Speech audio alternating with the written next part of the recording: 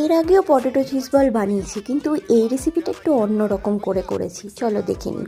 ফার্স্টে আলু সেদ্ধ করে তার মধ্যে পেঁয়াজ কুচি, লঙ্কা কুচি, ধনেপাতা কুচি, নুন, ব্রেড ক্রাম্স কিন্তু আমরা বাড়িতে বানিয়ে রেখেছিলাম। সেটার রেসিপি জানতে চাইলে আমাকে কমেন্ট করো।